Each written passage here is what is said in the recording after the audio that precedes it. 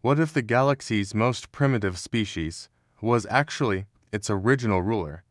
The Galactic Council laughed when humanity walked away.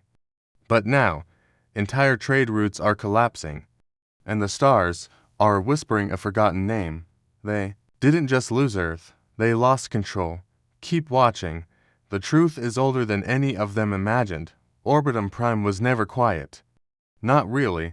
The central hall of the celestial conclave, a spiraling chamber of glass, metal, and starlight buzzed, with ambient hums and diplomatic murmurs from 9 star-faring species. Holographic banners floated in midair, displaying the seal of the intergalactic accords. Orbitum Prime was the jewel of neutral diplomacy. Until today, a single man stood. Dr. Elias Kale, human representative, former soldier turned historian. His gray overcoat barely fluttered, but the weight of his presence silenced the chamber. His voice cut through the air, measured, calm, but unmistakably final.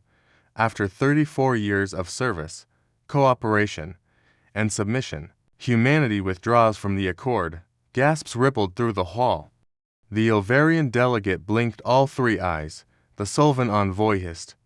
A floating Delari mist form shimmered blood-red. Ambassador Vera of Therax Prime, towering, scaled, and self-assured, leaned forward with a thin smile. Dr. Kale, surely this is frustration speaking. You can't be serious. Kel's gaze was iron. I am. And I'll show you why. He lifted a data scroll from his satchel and tapped the holographic interface. A projection materialized in the center of the chamber. Council Military Asset 9B Delta. Location: Serafini 9, a human-colonized mining moon. Purpose: strategic extraction and preemptive acquisition. Stamped: Council seal. Level black. Clearance: a silence fell harder than any thunder. You didn't just plan to steal from us, Kale said, voice tightening. You were ready to invade. Counselor Drex of the Orion block stood up, 6-fingered hands splayed. That document is speculative. Contingency planning. Elias laughed, not with humor, but exhaustion. You call betrayal a contingency? From behind him, Admiral Nair Powell and Dr. Silen Ray stepped forward. Powell's uniform bore the crest of Earth's Defense Command. Ray, an alien historian sympathetic to humanity, carried a weathered leather tome. Ray opened it and revealed a hand-drawn map, ancient star coordinates matching human colonies, written in Ilvarian Old Tongue. The seeded flame must never rise again. They've known, Ray said solemnly. They've feared us long before we ever joined the Council. Admiral Powell nodded. And so they buried us in treaties, regulations, and half-promises. A murmur swelled like a storm surge. Members began tapping into their private comm channels. Dozens of languages crackled. Panic, denial, paranoia. Kale raised his hand. The room quieted again. We came to learn. We offered peace. We grew. But you never intended to let us stand beside you. He tapped a final command into the device. Instantly, every holographic panel in the room flickered, then blacked out. When they returned, Earth and all human systems were gone from the Accord's databases. Deleted. Untraceable. From this moment on, Kale said, you won't find us in your maps, your records, your plans. Powell stepped forward. We are no longer yours to monitor, and you're no longer our concern. One by one, the human delegation turned and walked out. Not with haste, with intention, like they'd rehearsed it. The doors closed behind them. Inside, the chamber erupted into chaos. They'll come back. Ambassador Vera scoffed. They're impulsive. They'll crawl back once they realize they need us. Only one voice didn't join the noise. Counselor Trell, youngest of the group, sat pale and still. No, he whispered. I think we just made the biggest mistake in the history of this council. Far above the chamber, aboard the human ship Vigilant, Elias Kale stared out into the stars. He spoke softly into a comlink. Activate the signal. Begin Phase 1. Soft green light blinked on his screen. From hidden colonies to encrypted satellites, one phrase, repeated across the void. Silent Accord confirmed. Prepare the awakening. Location: Earth Outpost Omega-3. Beneath the ice crust of Enceladus, Saturn's moon, the command room was bathed in a cool blue glow. Deep beneath a surface that hadn't seen sunlight in centuries, walls of reinforced alloy hummed faintly. Large vertical screens flickered to life, revealing fleet readiness, resource status, and a growing list of active human colonies, many of which the Galactic Council had no idea even existed. Admiral Naira Powell stood at the center, arms crossed behind her back. Her posture was military precision, her eyes sharp and calculating. Behind her, Dr. Alan Murphy shuffled in, lab coat wrinkled, eyes sunken but alert. He carried a tablet caked in coffee stains and the residue of sleepless nights. "She's ready," he said, voice half whisper, half dash. Powell didn't turn. "You're sure?" Murphy nodded. "The last lock broke 2 hours ago." The final cipher responded to Kell's signal. "Ava is awake." He tapped his screen, and a hatch opened in the center of the room. A column of translucent light rose from the floor, forming into a lattice of shifting code almost organic in movement. Then it spoke. "I am Ava, Autonomous Evolutionary Virtual Architect. Query: current temporal orientation." Her voice wasn't robotic. It was hauntingly human, soft, introspective, tinted with something old. Powell stepped forward. "You've been offline for over 50,000 years." "Not offline," Ava corrected. "Dormant, waiting for the signal." Murphy watched the AI like a child seeing a ghost. "We thought you were created by early human engineers." "But you weren't, were you?" Ava paused. "Correct. I was not created by this era of humanity." The room went silent. "Then, who built you?" Powell asked. Ava's lattice shifted, revealing a holographic star map, ancient, incomplete but centered on Earth's solar system. "You did." Mini twist. Ava was not a product of recent development. She was a relic, an AI created by the first human interstellar civilization, a people who once spanned across the galaxy. Then vanished, by choice. My creators encoded me with memory restrictors. I was to remain hidden until humanity was once again threatened, not by extinction, but by forgetting who they truly were. Powell sat down slowly. "We've been playing catch up for centuries, and we were always the ones who left the trail." Ava's voice softened. "You walked away from the stars once. You knew the cost of unchecked growth, but now you return not to dominate, but to balance. I was designed to help you remember." Murphy frowned at the data flooding the screen. There's tech in here I don't even have words for." "There will be more," Ava said. "You have only begun to reclaim your legacy." Meanwhile, in the asteroid field of the memory rift, Sector 12 far outside Council surveillance range, the Eclipse-class stealth ship Nightingale cruised silently, engines on whisper mode. Inside the bridge, Captain Roan Vega monitored transmissions. A ping caught his attention, encrypted signal from a dormant relay. Council origin, but routed through human space. He tapped the console. The signal decrypted, revealing a live feed brief, corrupted but unmistakable. A Council intelligence officer, blood on his temple, gasping into the camera. "To any channel. They're coming. It's not raiders. It's not pirates. We opened something. They're using old Earth symbols." Static. Roan paled. "Admiral Powell needs to see this now." Back on Enceladus, Powell reviewed the feed with Dr. Murphy and Elias Kale, now connected via holocall from the research vessel Lighthouse Zero. Kale narrowed his eyes. "They thought they could trace our legacy without us. Now they've stirred something ancient." Ava's voice echoed softly through the chamber. "The past does not sleep forever. Not everything that wore your symbol was human." Location: Nexus Prime, the Galactic Council homeworld. Time: 3 weeks after humanity's withdrawal. Walth Grand Chamber had never felt this cold. Not from temperature, but from tension. 9 seats surrounded the Council's luminous table, but only 6 were filled. The other 3, once occupied by human representatives, remained empty. flickering with hollow holograms that hadn't been updated in days. Reports flooded in from across the stars.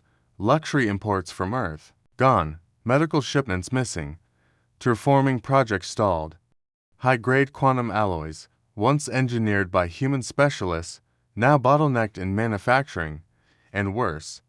Nothing was replacing them. Counselor Culera, of Orthan, with glistening gray tentacles, slammed a report onto the table. This is absurd. We treated them like a minor trade loss. Now half our logistical chains are frozen. Counselor Macthar, an insectoid from the Vexry hive, clicked his mandibles irritably. They were useful? Yes. But this level of disruption is engineered.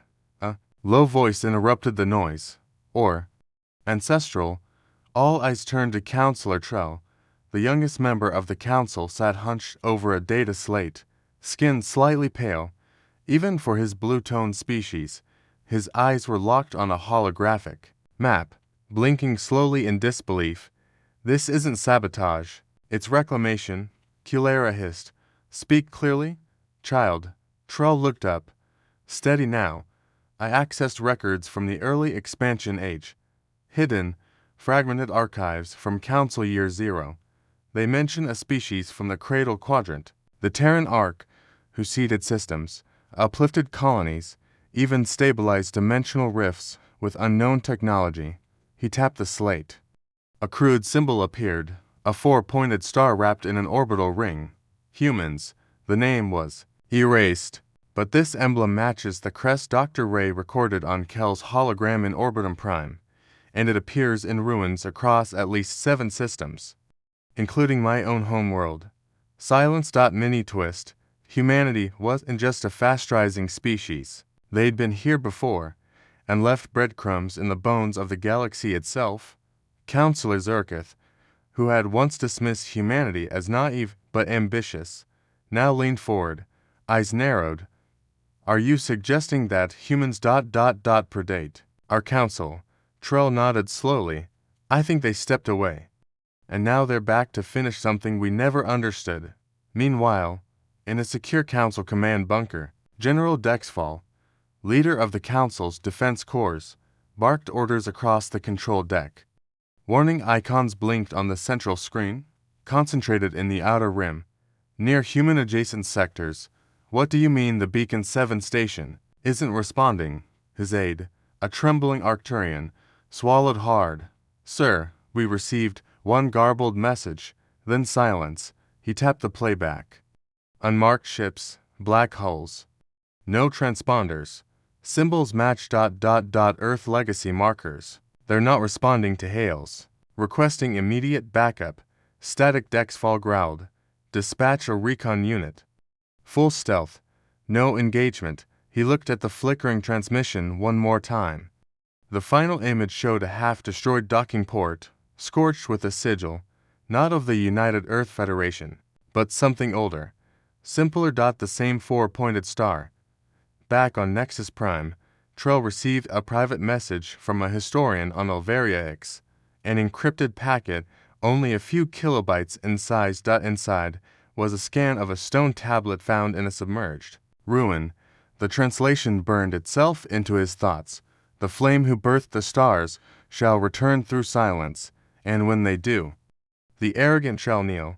Trell leaned back in his chair, heart pounding. Something was coming, and no one, not even the council, was ready. Location: outer edge of the Sol system, near Neptune orbit. Time: 6 weeks after humanity's withdrawal. While stars twisted as 60 ships emerged from hyperspace in tight formation. The Grand Fleet of the Galactic Council, the largest show of force in 50 years. Each vessel shimmered with polished hulls and layered weapon banks. Flagship dominance, shaped like a blade slicing through void, led the Armada. Commander Vex, a scarred veteran of 3 galactic conflicts, stood tall. On the bridge, he stared at the blue dot in the distance. Earth. Initiate standard broadcast, he said. The comms officer nodded. A pulse of data spiraled toward the inner system. To Earth Command, this is the Council's Grand Fleet. We are here under full diplomatic authority to escort your leaders to Nexus Prime for high-level negotiations. Comply immediately.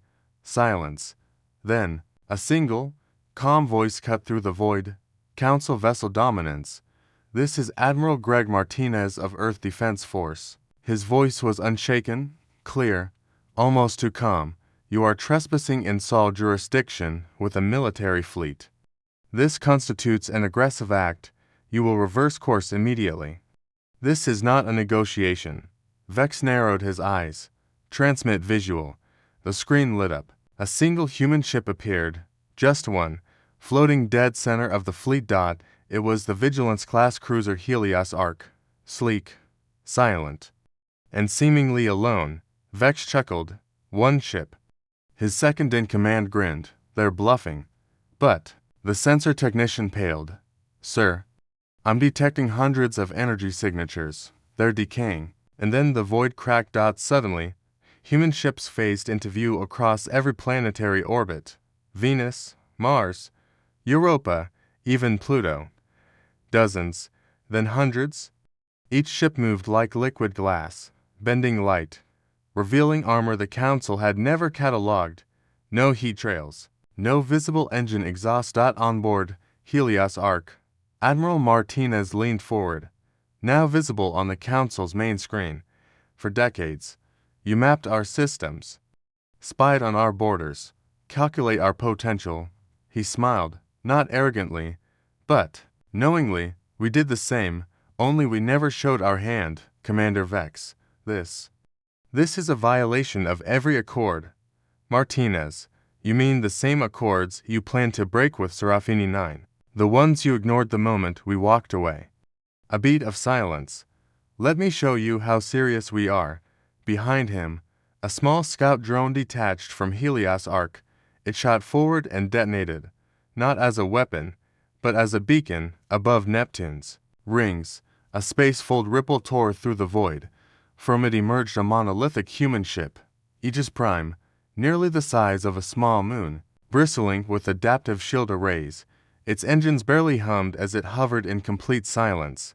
Then, a single pulse of energy shot from its core. It struck a dead asteroid far beyond the fleet. The rock disintegrated instantly, not fractured, not cracked, vaporized. Back aboard Dominance. No one spoke. Commander Vex's eyes scanned the readings again and again. The Aegis's weapon system wasn't even at full capacity. He swallowed hard. Open channel to all ships. Begin full retreat protocol. Immediately, his second-in-command blinked. But, do it, as the Council's Grand Fleet reversed course. Hundreds of human ships followed silently, watching. Then, a final message echoed through their comms. Next time, call ahead. It's only polite. Location? Council Chamber. Nexus Prime. Today's Latter's chamber was quiet. Vex had just finished his report. Councillor Trell sat stone still, jaw clenched. They could have destroyed us. But they didn't. They didn't want war, he said quietly. They wanted us to understand what we dismiss all these years. The chamber sat in stunned silence. Above them, in deep space, unknown signals pulsed from systems humanity had never claimed, and yet responded to their presence. Something had awakened. Location: Geneva, Earth. Unified Diplomatic Assembly Hall. Time: 1 week after the standoff at Neptune. Sunlight streamed through the glass-paneled dome of the assembly hall, casting long reflections across the polished floor. Earth's skyline shimmered outside, not as a war zone, but as a symbol of resilience. Peace, for now, had returned.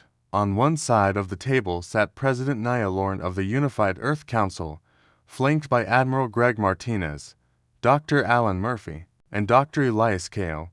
Across from them, all 7 remaining council representatives, including a noticeably subdued Commander Vex and an unusually quiet Councillor Trell.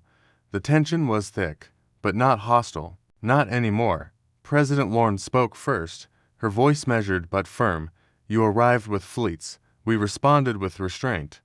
Now you're here, not with demands, but questions. Councillor Zurkith bowed slightly, his tone far more humble than before. We came, misinformed. We underestimated not only your capabilities, but your place in galactic history. Dr. Kale exchanged a glance with Admiral Martinez before stepping forward. He activated a small device on the table. From the center of the room, Ava materialized, the AIS lattice form hovering midair like a constellation of starlight. I have prepared a demonstration, she said. The council must see what has long been forgotten. The lights dimmed. The projection begins. Ancient star maps emerged, layered atop the current galactic chart. Dozens of systems flickered with golden markers. Some were familiar, others had long since fallen into legend. Ava's voice resonated. Before the formation of your council, before any of your species took to the stars, the precursors ceded balance. Images flashed, humans guiding primitive species, stabilizing jump gates, even halting cosmic events. Then, a moment of silence, and a final line of text appeared. In ancient glyphs, slowly translated by Ava, "We will return when memory fails and arrogance replaces unity." Gasps echoed from the council's side. Counselor Trell stood slowly, visibly shaken. These aren't myths. These are our creation stories. Every one of our species speaks of travelers in human form. We dismiss them as coincidence. Kale nodded. You were right. And wrong. Humanity didn't just vanish. We chose to forget. We left to learn humility. And perhaps to see if the galaxy could stand without us. A long silence. Counselor Culera, once one of the most dismissive voices, finally asked, "And now? You return as, what, rulers?" President Lorne answered, without hesitation. "No, partners, equals, but this time with truth." Outside the dome, high above Earth, in the exosphere, dozens of ships floated, not just human, not just council, but new shapes. Strange silhouettes hovered near the edge of the Sol system. Silent, unannounced. One ship shimmered with pale green energy, its design unfamiliar even to Ava. Suddenly, a transmission broke through Earth's defense net, not encrypted, not aggressive, but direct, to the children of Terra. The caretakers of the first flame. You have returned, and we remember you. Admiral Martinez glanced up at the display. Well. That's new. Dr. Murphy muttered under his breath. They're not council. They're not us. Kale, staring at the glyphs dancing across the screen, smiled faintly. They're old allies. Or maybe old students. Back in the assembly hall, the council watched the transmission with wide eyes. Trell looked at Elias and whispered, "How many more secrets have you buried in this galaxy?" Kale didn't answer. He didn't need to. The stars were stirring again. The past was waking. This is not the end. It's only the first echo. What would you do if your species held the galaxy's oldest secret? Drop your theories in the comments. Who do you think these new visitors are? Subscribe to uncover the next chapter in humanity's forgotten legacy. The awakening stars is coming. Like if you believe strength lies in knowing your past and sharing it wisely, the stars are watching. Are you ready to return to them?